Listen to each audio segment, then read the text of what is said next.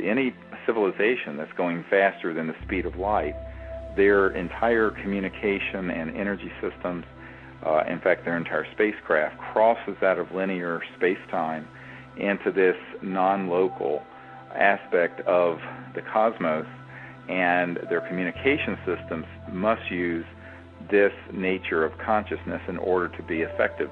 That conscious mind, because of its nature, is omnipresent. It means that the mind itself is always everywhere. And it's sort of like what Erwin Schrödinger said, who was the father of particle wave theory that became quantum mechanics. He said the total number of minds in the universe is one. That is, it is a singularity. And so as you sit listening to this interview, think about the fact that you're hearing the words, but the conscious mind that's hearing them is this one light of consciousness that's shining within all people, within all beings, but also within all things, and it's an omnipresent field of conscious intelligence. And that's what we're talking about, and the experience of it and then the utilization of it, very specifically with technologies and techniques we've developed, is very key, because we have found, and we've had this confirmed by military and top-secret people who've worked in studying the extraterrestrial spacecraft that have been retrieved over the years, that they have found that, in fact, their technologies interface directly from thought to the machine. So it's not even about touching some dials. It's about they think, and there's an actuation of that command in the spacecraft for guidance or for traveling through space. Very, very advanced technologies, and we're going to get into that and why it's so important that we understand this. When we look at this whole question of how extraterrestrial civilizations might choose to communicate with us, we have to kind of get out of our anthropocentric, human-centered view of things that are locked into early 21st century technologies, because we're dealing with civilizations that are hundreds of thousands to perhaps millions of years more developed than we are. By virtue of the fact that they're traveling easily through interstellar distances, they're not going to be using, Exxon Jet A fuel. They're not going to be using fossil fuel energy systems. They're not going to be using electromagnetic communication systems that go at the speed of light, because it would be impossible to communicate through the distances of interstellar space. So you have to really begin to open the mind scientifically and analyze and question, how then might they communicate? How then might they interact? And it'll be in, as Dr. J. Allen Hynek said, who was initially an Air Force astronomer debunker of all this and later became a big advocate of it. He said it's just a lot of high strangeness, and yet it makes total sense when you begin to look at it from the point of view of the vastness of space and the fact that linear communication and linear travel is just too slow. You can't go interstellar at anything at the speed of light or lower, nor can you communicate. So when you begin to accept that as a fact and begin to then think, well, what then might be the various manifestations of a higher extraterrestrial civilization's technologies and how they might choose to interact and communicate, you really go beyond what I call the crossing point of light. You go beyond this light barrier, like we went beyond the sound barrier back in whenever it was, the 40s, 50s. I can't remember when we broke the sound barrier with a jet. But now we're talking about going past the light barrier. And the crossing point of light is when you begin to realize that most of what exists in the cosmos is resonating at frequencies beyond the speed of light, and that includes what some call the whole astral field energies and etheric, but also thought, consciousness, and all of that.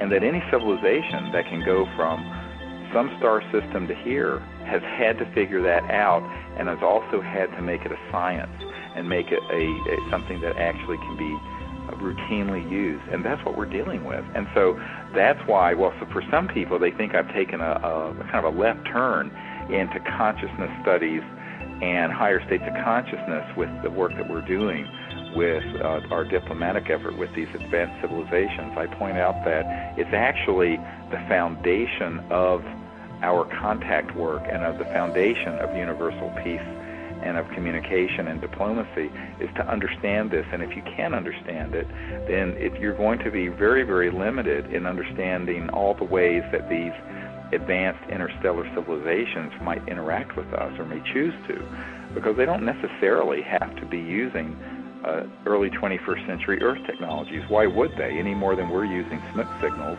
to communicate from Los Angeles to New York? I mean, we're not using smoke signals anymore.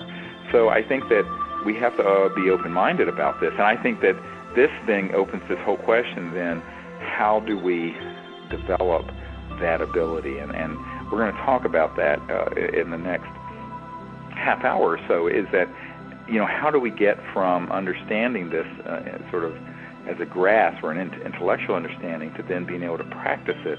And this is a really big part of what we'd like to share with the listeners at the World Puja Network, is this understanding that everybody has within them the entirety of the universe folded. I'm reminded by a Persian mystic that said, thinkest thyself a puny form when within thee the universe is folded.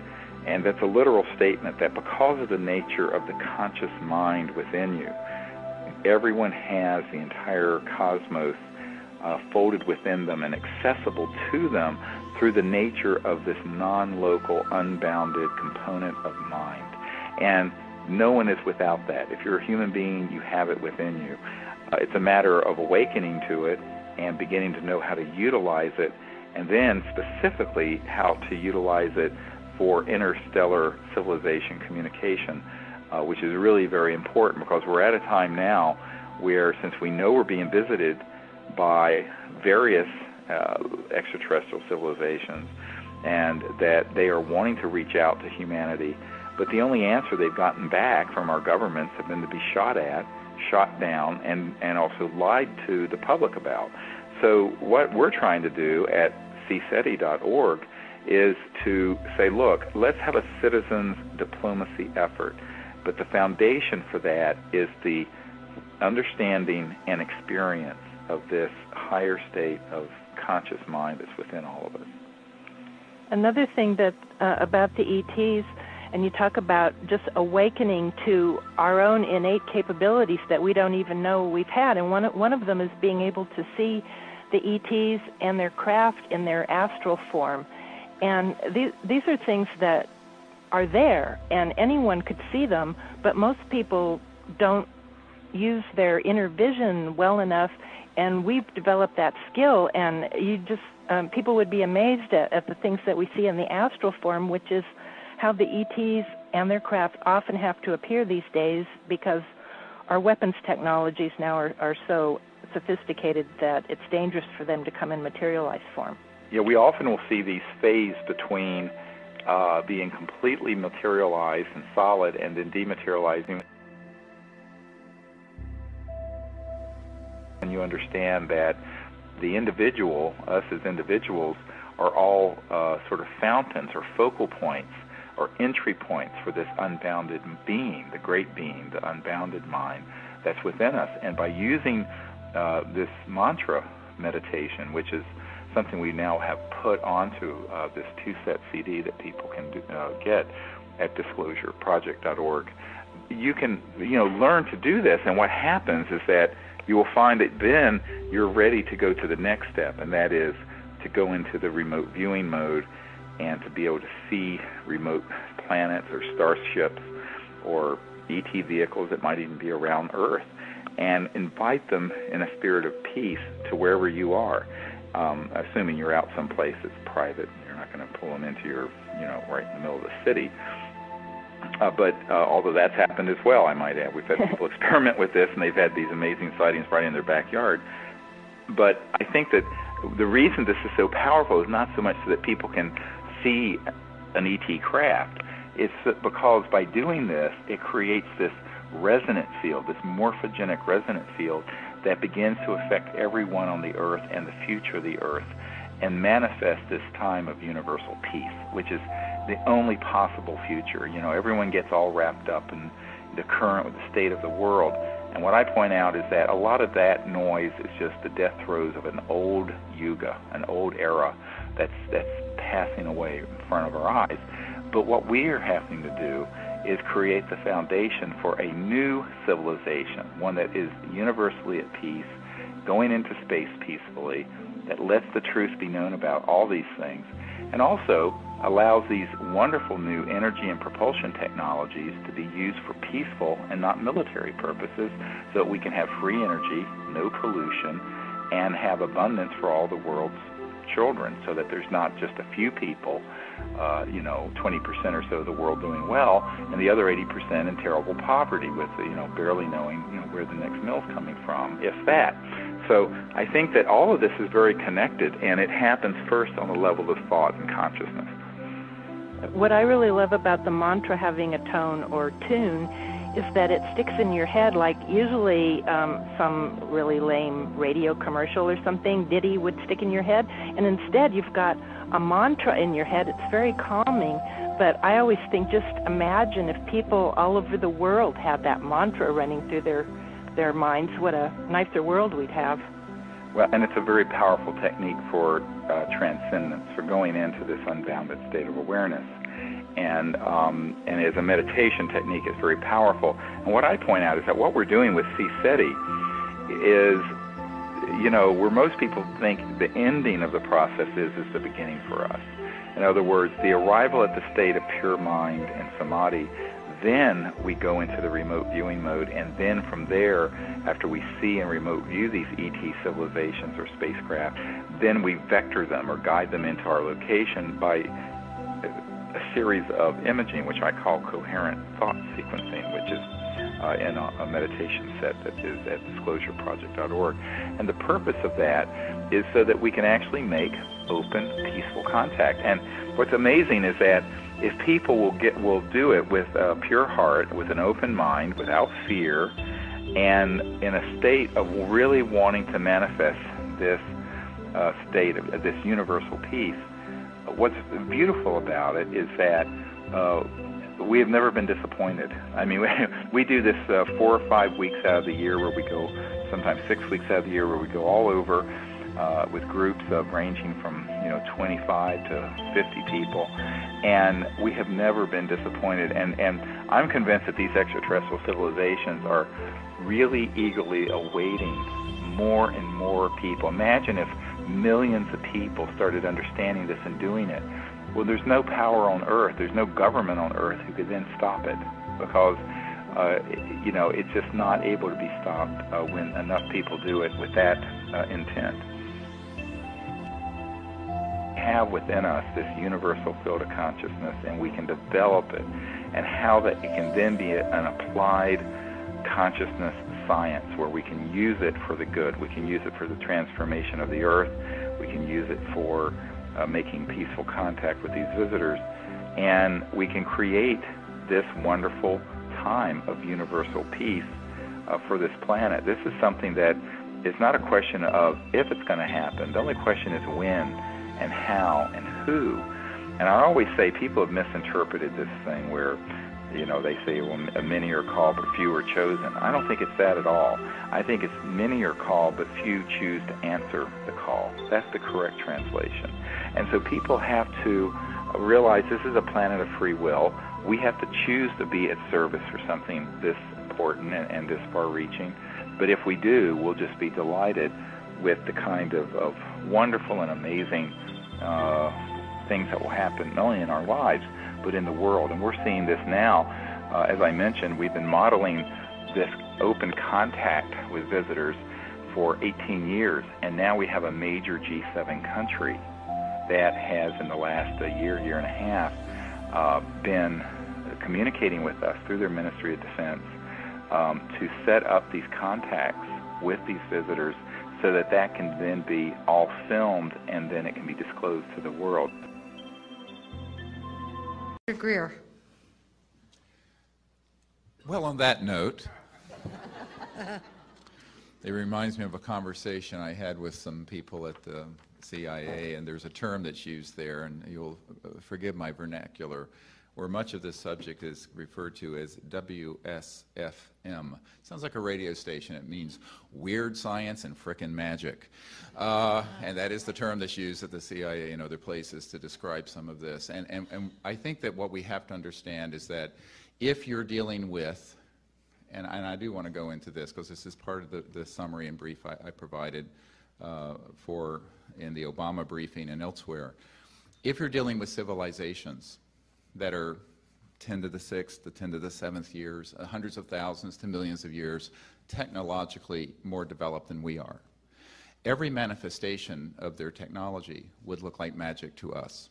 For example, if you were to go back to the time of Thomas Jefferson and show them an iPhone, or worse, to Salem, Massachusetts, you'd be burned at the stake as a witch, because everything would be absolutely look like magic. So I think that we have to have a certain amount of humility in realizing that when we're dealing with a universe that is vast and infinite, that in our own galaxy alone, which has 100 billion star systems, the same number of stars that we have as we have neurons in our brain, interestingly, that we're dealing with civilizations just in our own galaxy, which is one of billions, that are able to go through interstellar space. Now, I want to touch on this for a moment because it deals with a little bit that Linda referred to in terms of trans-dimensional or other dimensions. And the technologies and the sciences dealing with this subject are what we have termed trans-dimensional interstellar, TDIS. And this refers to very advanced sciences and technologies where there is a nexus between electromagnetism in the magnetic field, gravitational forces in three-dimensional space and time, and what Dr. John at Princeton in the engineering lab began to prove is the science of consciousness, which was actually an issue that I did talk a fair amount with Lawrence Rockefeller about. Now, a lot of people say, well, this gets into the deep end of the pool very quickly, and in fact it does. But I think that it's important to understand that if you're dealing with civilizations that have gotten here, and that's what we're dealing with, you're not dealing with something that can go just straight through space at the speed of light even, because the speed of light is too slow. And I remember when I was having dinner with CIA Director Woolsey and his wife, and actually the really most insightful question came from Dr. Woolsey, who at the time was Chief Operating Officer of the National Academy of Sciences. And she said, what I want to know is, how are these civilizations communicating across the vastness of space? Because your cell phone and radio waves are going at the speed of light. And I said, yes, that's just too slow. Speed of light is way too slow. And I had I had a gut check. I said, do I tell her the truth and lose all credibility as a scientist and a doctor?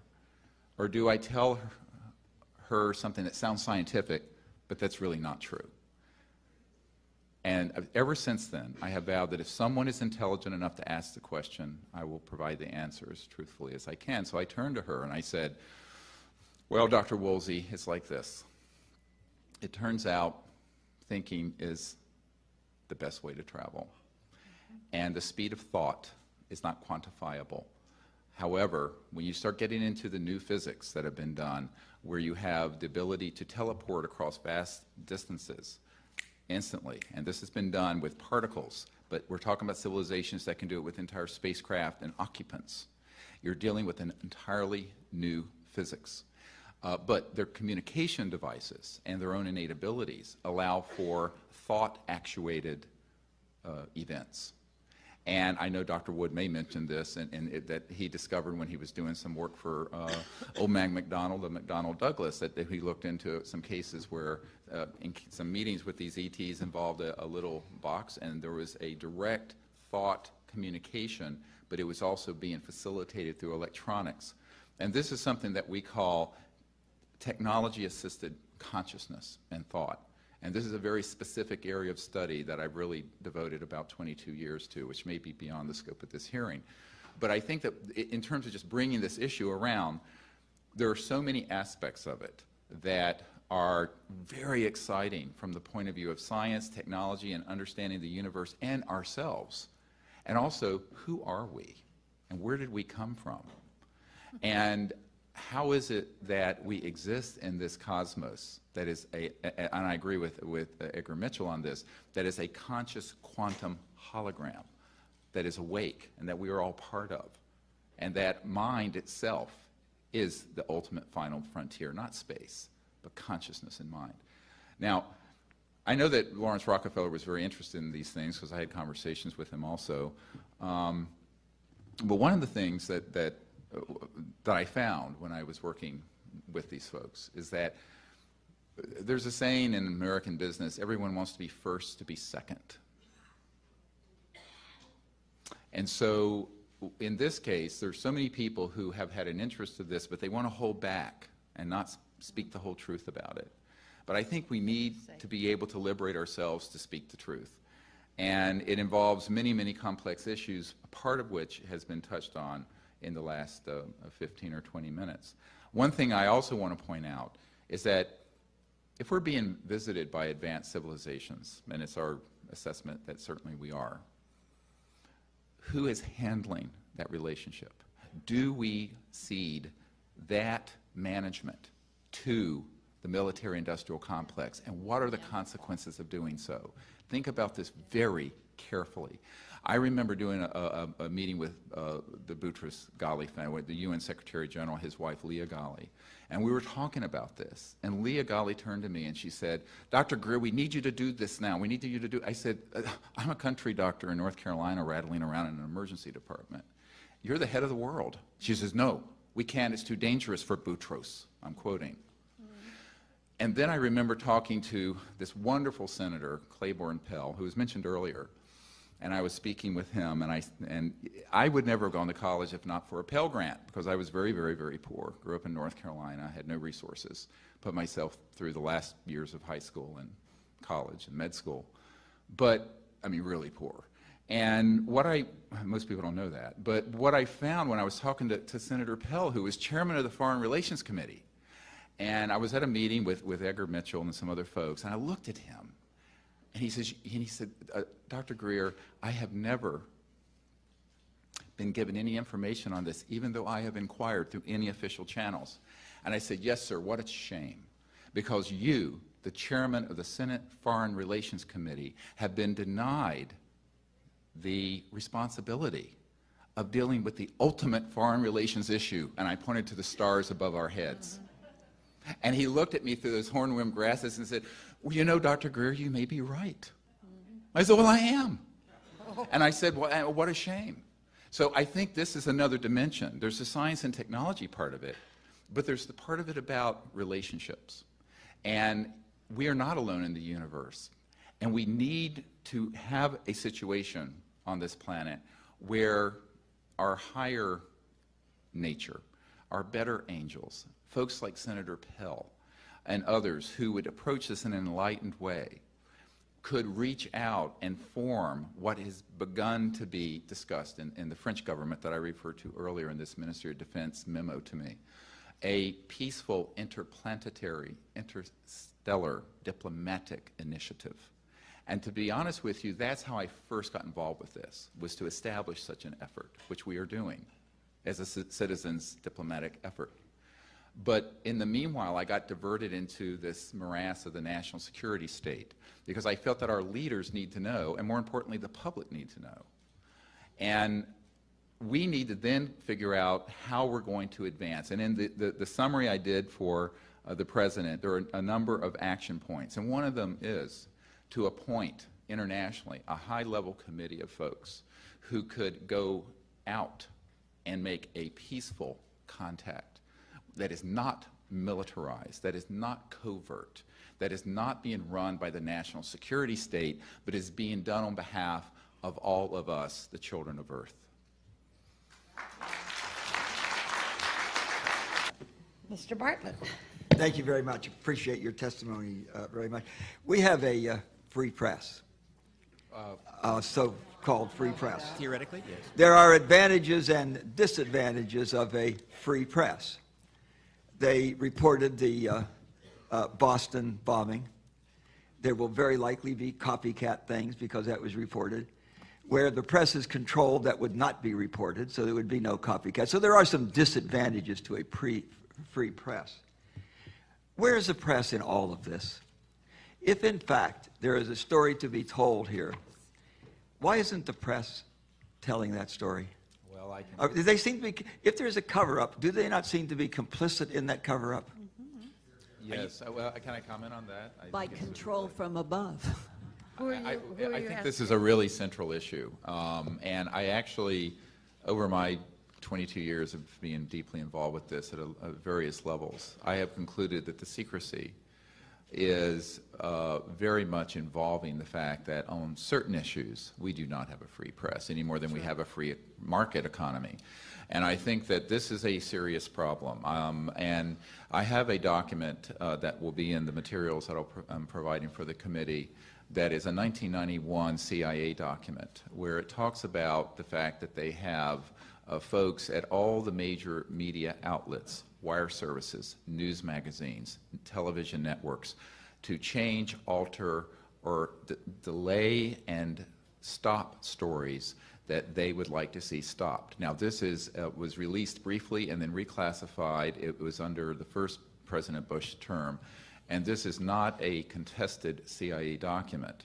What that means is that on certain issues, this will be absolutely, there will be an intervention. And we saw this happen with the 2001 event at this National Press Club disclosure launch 12 years ago almost today, on May 9th of 2001. And one of the people I dealt with, Bob Schwartz, who was on the board of Time Life that later became AOL, Time Warner, and CNN, the whole conglomerate, he told me that he was very good friends with Mike Wallace, and he had given him a lot of these documents that we had, and Mike Wallace wanted to do this story at 60 Minutes.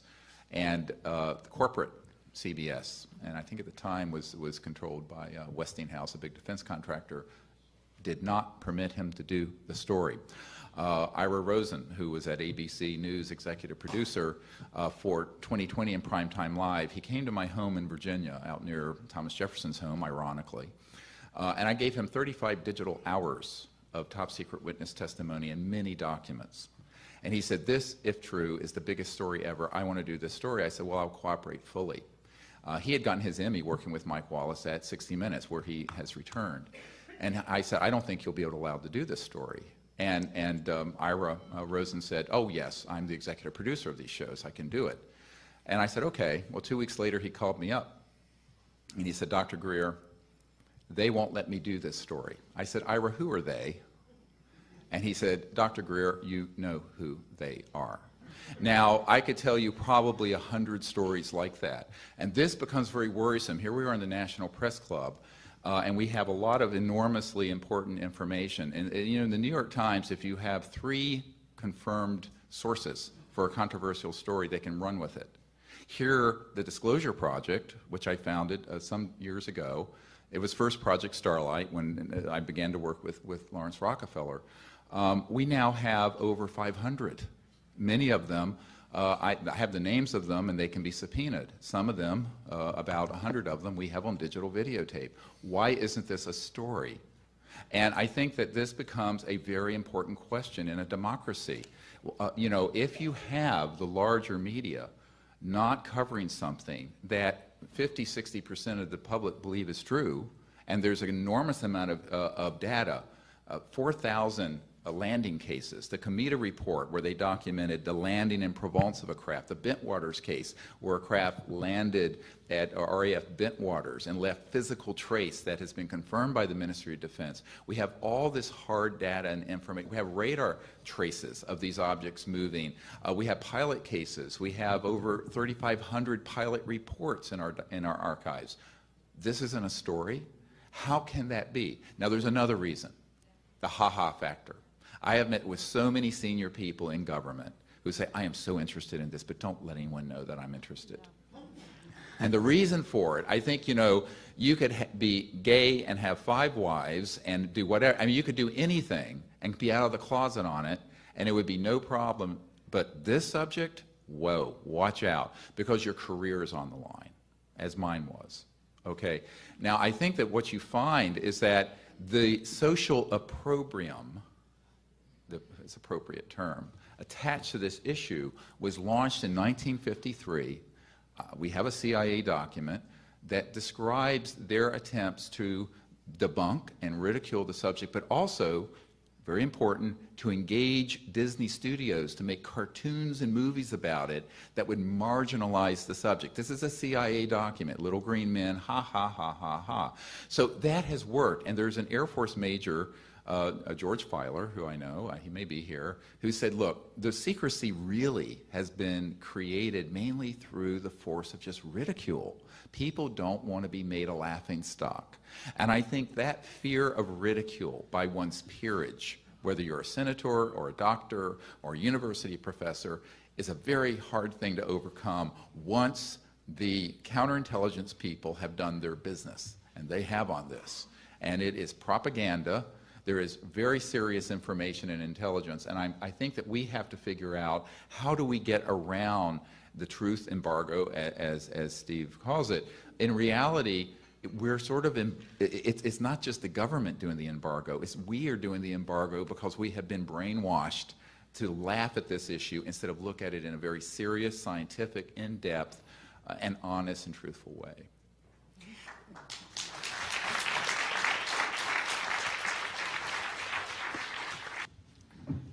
Can you come to any other conclusion as a body that our nation is essentially ruled by a military junta?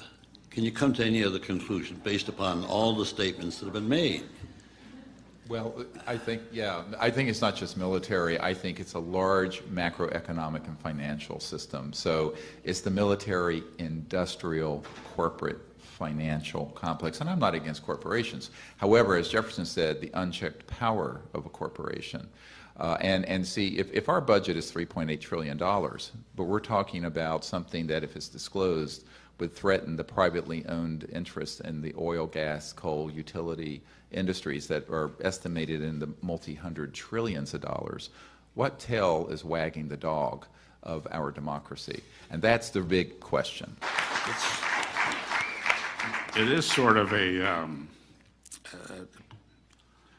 I shouldn't use the expression rats chasing rats, but maybe that's not such a bad...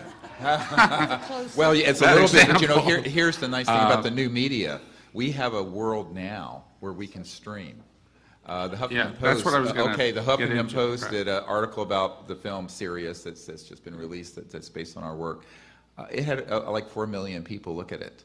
I think that we can do a lot that we couldn't have done 12 years ago, 5 years ago with the new media and the people's media. That's one thing. The other is that I want to put out a call for other witnesses from inside the military, intelligence, and corporate world to come forward, but who will come forward rank, serial number, name, actionable intelligence. One thing I want to comment on, there is a confusion that's been in the room a little bit today between access and control. Now, I just want to say that I have been able to provide actionable intelligence to where there would be access, but you don't necessarily have control. And I think we have to understand the difference for the president and for even some of these senior military officials that I've met with and continue to meet with. There is a huge problem there. And this is something that does need to be fixed. The media is one part, the public is one part. I think we have to get all these components going. But something that needs to be looked at from a constitutional and national security point of view is that you cannot have information like this being withheld from the commander-in-chief and senior people like the Defense Intelligence Agency head or the CIA director, which we know is going on.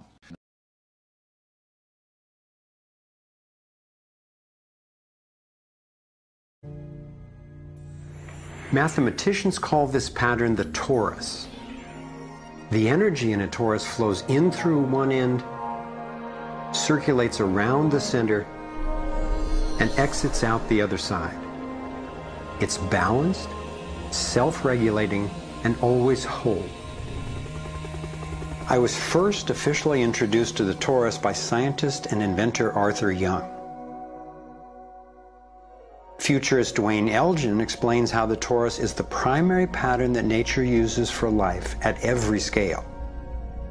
Evolution means to unfold, to roll out. So the question is, what is the universe rolling out?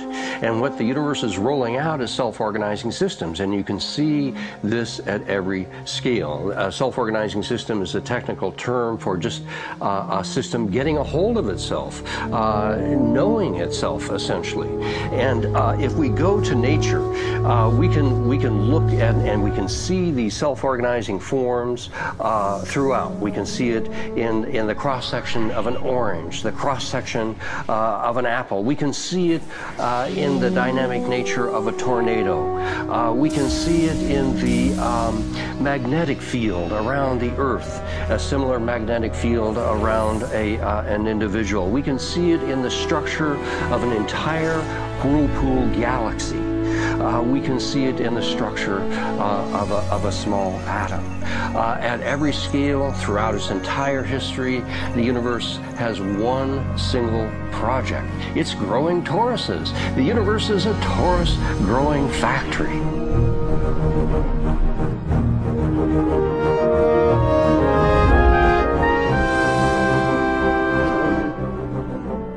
These toroidal dynamics are visible at various scales. One of them is at the galactic level, which are huge spinning structures with billions of stars in it. Looks like typically big arms of galaxies spinning around, and they have vortices that goes from the center out to the edge of the galactic halo that surrounds them.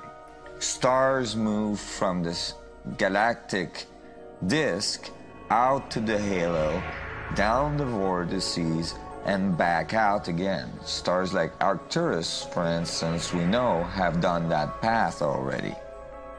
That's the appropriate description even for the atmosphere of our planet.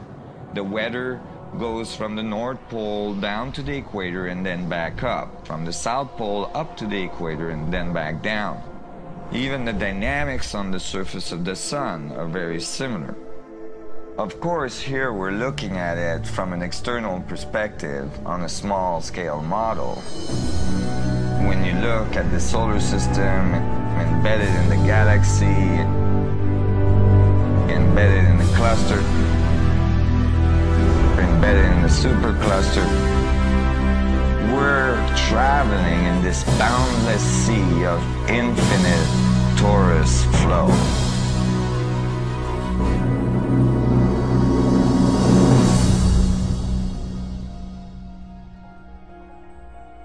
The torus is like the breath of the universe. It's the form that the flow of energy takes at every scale of existence. But there's also an underlying structure in how the flow fits together, sort of like a skeleton. It's called the vector equilibrium, a term coined by one of the 20th century's greatest thinkers, Buckminster Fuller. Inspired by Fuller's visionary work, I spent decades researching the dynamics of the vector equilibrium and the torus. I became so excited by the potential of the toroidal energy form that in 1997 I co-founded a multidisciplinary think tank called the Sequoia Symposium to study the pattern and explore its applications. Our collected research convinced me that the torus and the vector equilibrium are primary patterns, fundamental to the creation of the universe at all scales. At the Sequoia Symposium gatherings, I learned of inventors who claimed they were using the torus dynamic as the basis for devices that generated energy without combustion. This revolutionary development, accessing what's sometimes called zero point or radiant or free energy, is now being called most simply new energy technology. Given that so much of the suffering in our world is the result of lack of access to energy, I realized that free, unlimited, clean energy would be one of the greatest breakthroughs in history. It could not just improve, but actually transform the quality of life on this planet. So I began to wonder who else knew about this pattern or about this powerful potential energy source. Some of the scientists at the symposium showed me how the torus has been encoded by different cultures for millennia. Apparently, ancient cultures had embedded this code in the most enduring forms then possible, in stories, in icons, in alphabets, and buildings. Here we are at one of the world's oldest sacred sites, the Osirian Temple at Abydos, Egypt. Very little writing is found in the Osirian Temple. However, there is one very significant piece of information in that temple. It is a very faint but clear and precise drawing. It's not etched into the rock, it's not carved, it's burnt into the atomic structure of the rock in some extraordinary way. Nassim has decoded the Osirian symbol in 3 dimensions. Since our world is not two-dimensional, it makes sense that codes relaying information about our world also wouldn't be limited to flat designs. His 3-dimensional version of the Osirian symbol starts with the vector equilibrium, a perfectly balanced force field with 12 equal energy lines radiating out. They stabilize its center like the 12 spokes of a wheel. The primary pattern of balanced energy flow around this structure is the torus.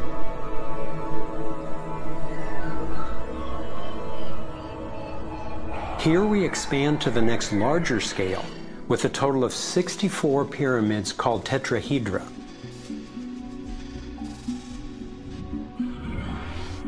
If we then put spheres in representing the toroidal energy field surrounding each of the pyramids, and then we drop away the pyramids, we end up with a matrix that is, amazingly, an exact overlay for the Osirian icon, a 3-dimensional model of the same pattern that was burned into the rock wall of the Egyptian temple thousands of years ago. Now we travel across continents, from Egypt to China, where the same geometry appears at another sacred site built in 1420. Then you go to the Forbidden City, where the sun gods reside, and where you find at the entrance the Fu dogs, the guardians of the knowledge. They guard the knowledge under their paw.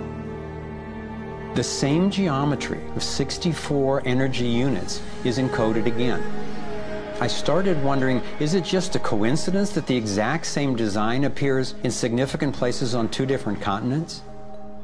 But then Nassim showed me that this geometry of 64 is encoded time and again in cultures across the centuries and from all over the world. The Hebrew Kabbalistic tree of life creates the same structure we just saw, with the vector equilibrium again embedded at every level. The ancient Chinese system of wisdom called the I Ching is based on 64 hexagrams, symbols with 6 lines in a set, some continuous, some broken. These can be put together as the 6 edges of a tetrahedron, and together would form the 64 tetrahedron crystal.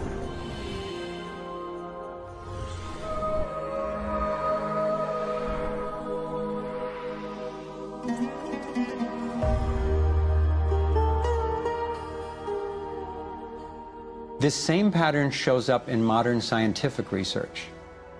The double helix has an alphabet of 64 codons that are used to encode our human DNA.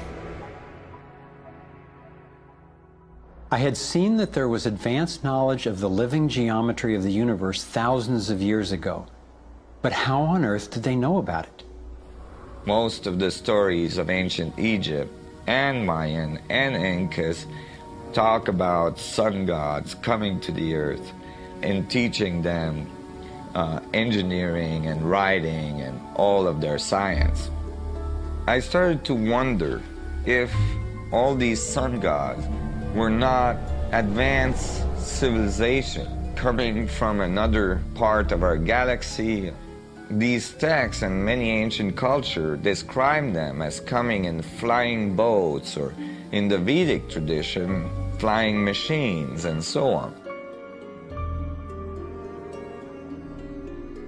There is many mention of these sun gods coming through time.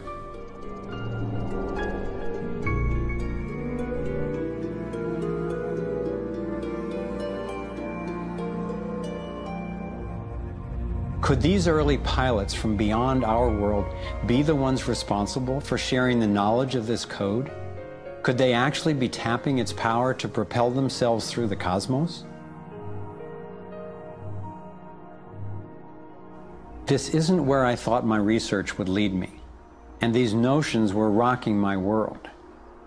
But Nassim has impressive evidence to back up his theories, and I could see no other rational way advanced math and physics concepts would have been recorded over 3,000 years ago. I sought out one of the most knowledgeable investigators, Dr. Stephen Greer, the founder of the Center for the Study of Extraterrestrial Intelligence.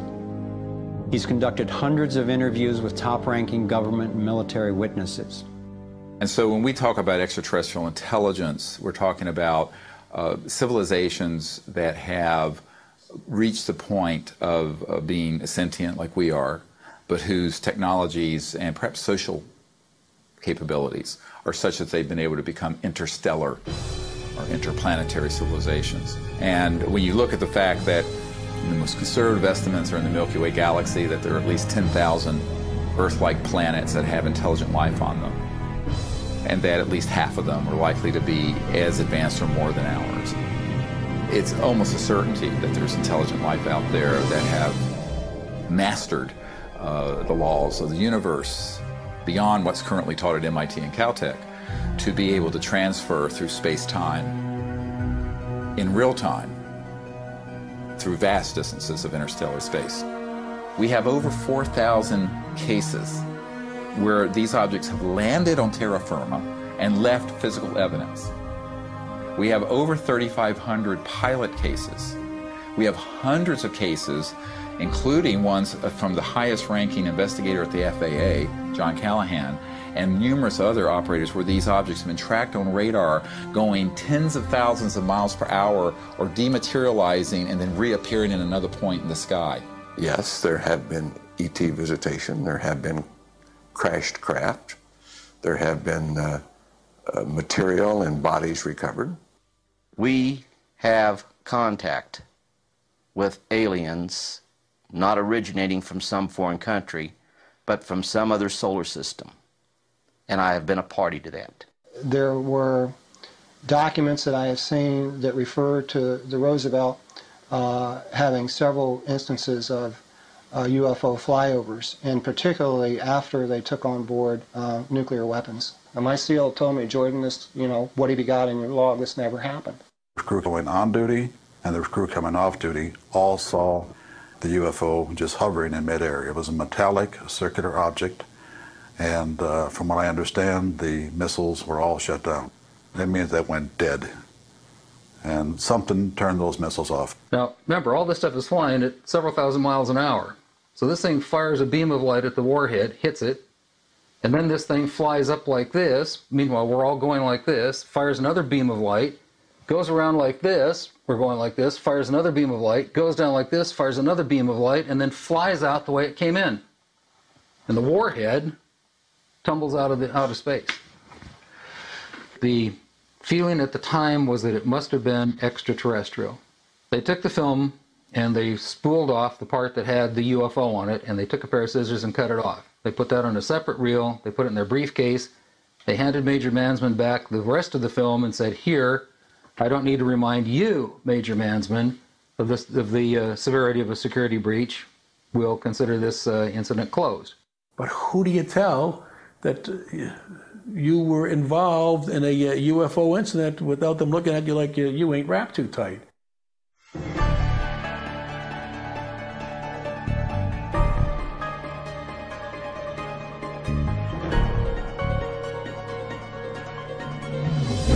Out of all of the evidence for the existence of UFOs, one extraordinary phenomenon continues to astonish and inspire me.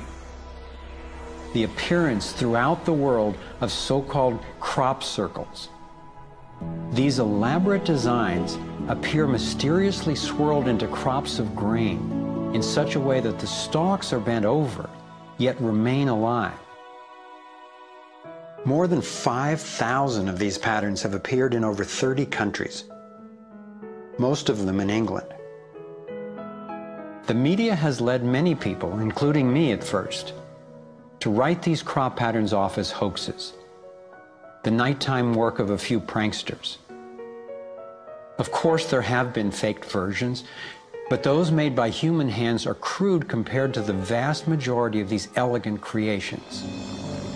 Could hoaxers have created all 5,000 of these patterns? Could a few people with ropes and boards have created something as complex and beautiful as this one, made in the dead of night in a driving rain and leaving no footprints in the soil? The electromagnetic field over the area where the crop's been laid down to create the image is often electrostatically charged. Some of these areas are littered with strange magnetic particles. One of the most amazing crop designs is not a circle, but a rectangle that seems to be a direct response to a message sent out into space in 1974. The message was a radio signal depicting our planet's location in our solar system and Earth's people, in hopes that it might be received and interpreted by an extraterrestrial intelligence. 27 years later, in 2001, this crop design appeared in England, along with what could be a self-portrait of the sender. This message matches the format of the NASA signal and describes a different solar system from ours, a picture of the sender, non-human DNA, and a microwave antenna they apparently used to communicate, rather than the radio antenna that we used. The antenna symbol had appeared a year earlier in exactly the same field, right next to a working radio wave antenna, like the one NASA used to send out the original signal. NASA continues to officially deny extraterrestrial contact of any kind.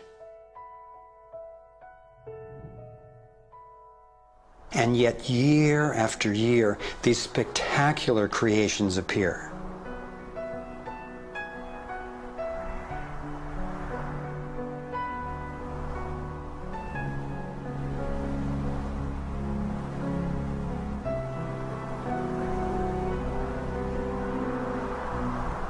So what might these remarkable designs mean?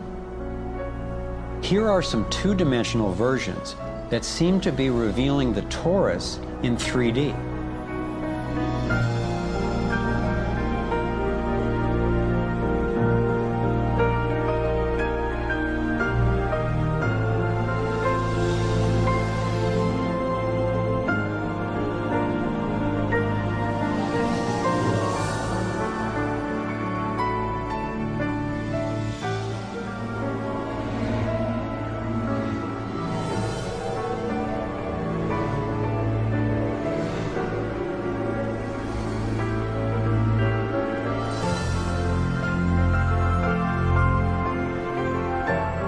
And here is the vector equilibrium.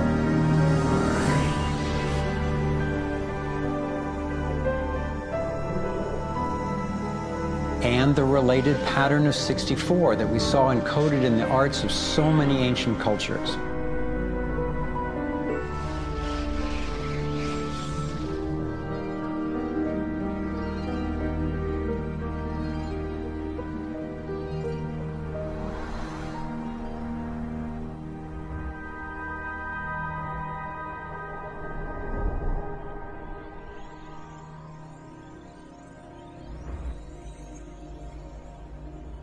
When I saw the coherence between the crop circles and the ancient encodings, I thought regardless of whoever created them and wherever they're from, there must be an important purpose to these designs.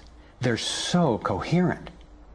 I've come to believe that the pattern of the torus and the vector equilibrium especially in the form of the 64 tetrahedron crystal, is showing us how energy works in the universe so that we can learn to align with it. I believe that they're giving us a model for accessing energy in a clean, safe, and limitless way, and a new means of propulsion. What more important message could there be to get to us, and especially now, from their perspective, as we're beginning to extend our careless reach beyond our planet? I got further confirmation of this notion when I met Dr. Jack Kasher, a former professor of physics at the University of Nebraska, who has also researched UFO phenomena. Presenting at a Sequoia symposium, Dr. Kasher showed a remarkable series of drawings by a woman named Lane Andrews, who claimed to have been invited onto an extraterrestrial spacecraft. I was startled to see her detailed sketches of the toroidal energy field that she said propelled the vehicle and protected the passengers. I subsequently interviewed James Gilliland. James has many hours of UFO footage from his ranch near Mount Adams in Washington State. He also claimed to have gone on board an alien spacecraft.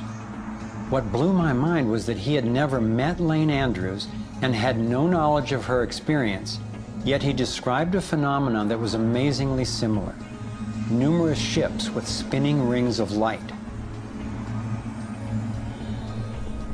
Could it simply be coincidental that James and Lane described the same torus dynamic, and that both of these people have been harassed extensively by government and military agencies? To some, the idea of UFOs may sound crazy, and yet from another perspective, it is completely plausible.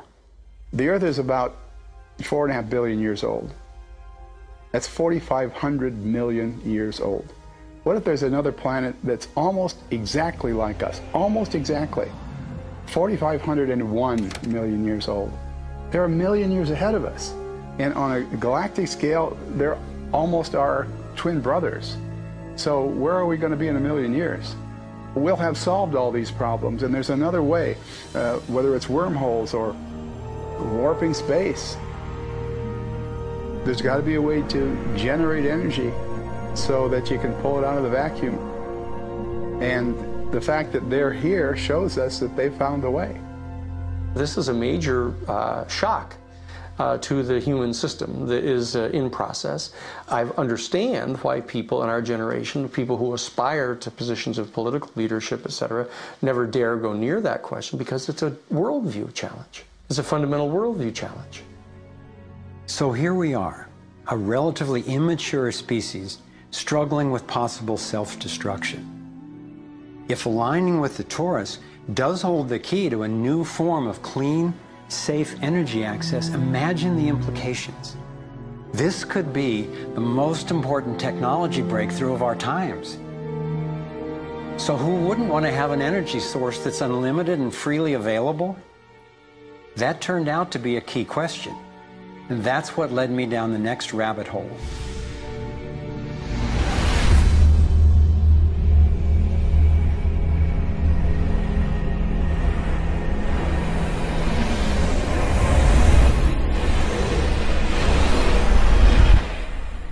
It turns out that scientists as far back as the early 1900s have been developing alternative ways to access electricity without combustion.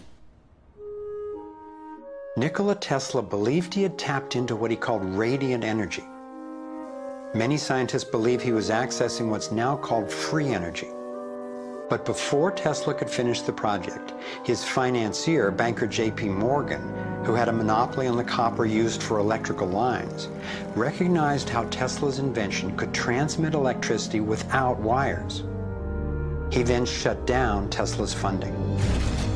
Tesla's lab was burned down and he was ostracized, all for trying to implement his vision of unlimited energy for everyone.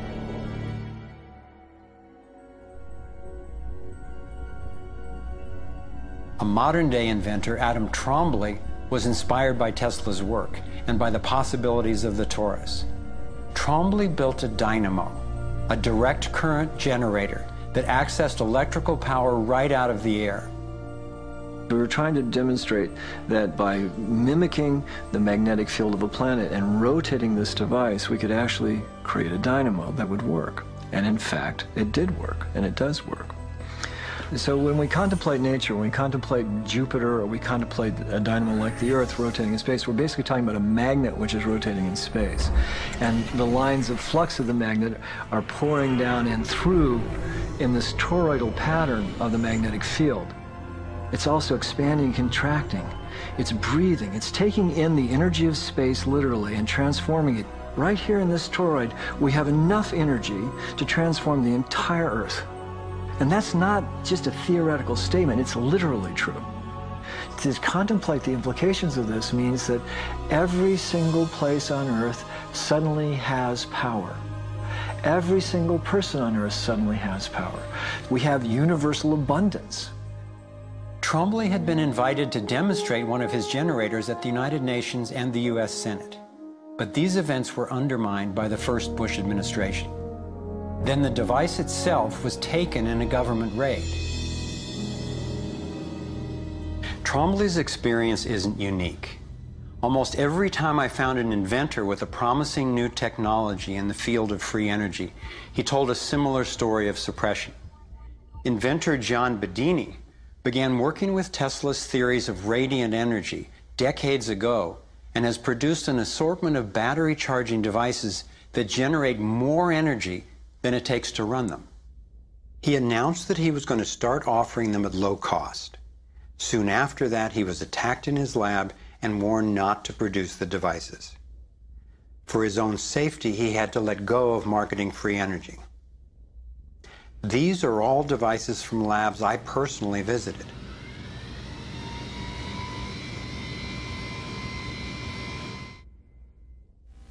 Now.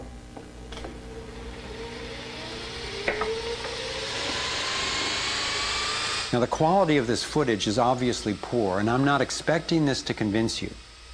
My point is that being there with these inventors, accompanied by experts, and seeing these new energy devices in operation convinced me that the technology is real. And the implications of that to me are absolutely thrilling. Canadian John Hutchison not only created some free energy batteries, but also used Tesla's theories to counter gravity, to make objects float. This could revolutionize the field of propulsion. His lab was raided and equipment was taken by police and government officials in 1978, 1989, and again in 2000. One of the scientists we were going to interview for this film was Dr. Eugene Mallove, an engineer from MIT and Harvard, and editor of Infinite Energy magazine, which covers both theoretical and technological developments in the new energy field.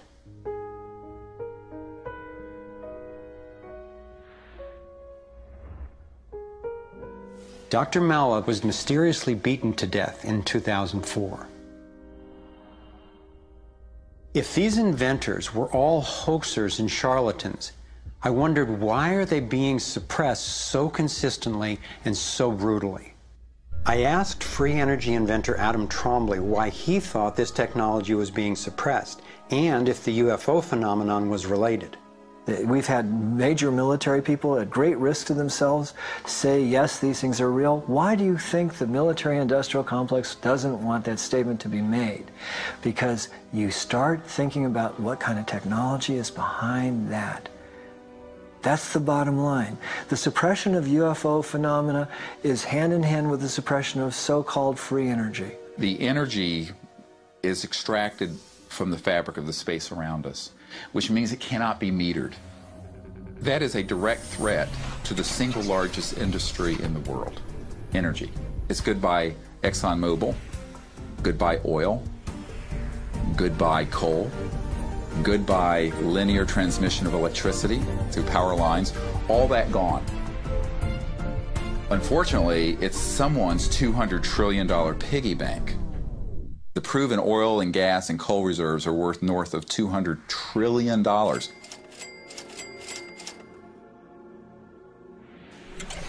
This information coming out would completely change geopolitical power. more than anything since, well, in recorded human history. And it would happen in a generation. I started to examine the breakthrough solutions, and much to my surprise, these concepts have been proven in hundreds of laboratories throughout the world, and yet they have not really seen the light of day. Rather than smashing things together and trying to control the explosion, these new technologies rely on blending, of dancing with what naturally is. The common denominator of all the free energy devices I've seen is that they mimic in one way or another the torus energy shape. You don't have to believe in free energy technology to be concerned about the repression of ideas and inventions. I found myself thinking, what better way to justify our dependence on oil, coal, nuclear, and other dangerous and dirty technologies than to claim there are no better, cheaper alternatives? It was my beloved wife and creative partner, Kimberly, who kept bringing me back to the human implications of my scientific research. For me, as intriguing as the torus and ETs and free energy are, the most compelling question was, would understanding these things really help alleviate human suffering in any way? And it turns out it can. So much of the pain on the planet has to do with the lack of access to energy. Can you stay warm? Can you get food and water? Can you get hospital care? All that has to do with energy access. If there is a fundamental pattern, which makes sense to me that evolution would be efficient in that way, and we can align with that pattern to create new technologies that will solve these problems, then it's worth it to me to open my mind to these socially taboo subjects. If the new energy technologies were to be set free worldwide, the change would be profound. It would affect everybody. It would be applicable everywhere. These technologies are absolutely the most important thing that's happened in the history of the world. So given the stakes, I decided to ask who's benefiting from suppressing scientific research? Whose wealth and power are threatened by access to clean, free energy? Who has a motive to set up a world where so few have so much and so many have so little? As an independent researcher, I followed one of the cardinal rules of investigative journalism. If a story doesn't make sense, follow the money.